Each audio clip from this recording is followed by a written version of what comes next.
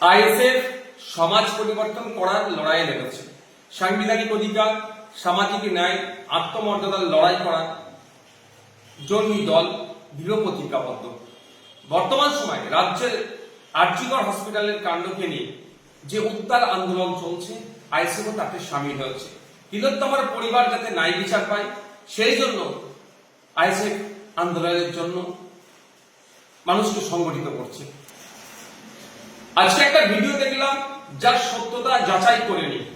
সেখানে একজন নাবালিকাকে আপত্তিকর ও অবাঞ্ছিত মন্তব্য করেছে, যেটা অত্যন্ত নিন্দনীয় ও নক্কারজনক ও দুর্ভাগ্যজনক। আমাদের কোনো সমর্থক যদি এই অবাঞ্ছিত মন্তব্য করে থাকেন, সেটা দলের বক্তব্য নয়।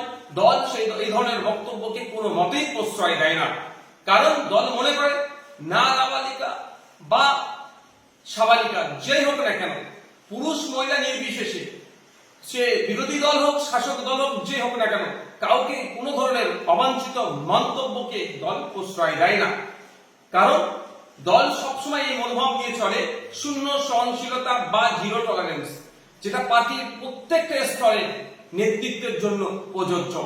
দুর্ভাগ্যের বিষয়, কয়েকদিন আগে দেখছিলাম আপনার বাঁকুড়ার ওন্দার বিজেপির বিধায়ক যেভাবে রাজ্যের মুখ্যমন্ত্রীকে কুরুচিকর অবাঞ্ছিত মন্তব্য ভাষায় আক্রমণ করেছেন, সেটাকে আমরা ধিক্কার নিন্দা জানাচ্ছি।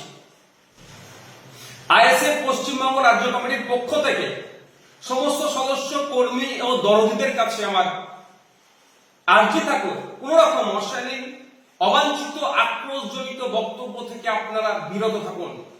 রাজনীতির লড়াই, রাজনীতির প্রতিবাদ যাই হোক না কেন, ভাষাগত দিক থেকে আমাদেরকে সংযত থাকতে হবে।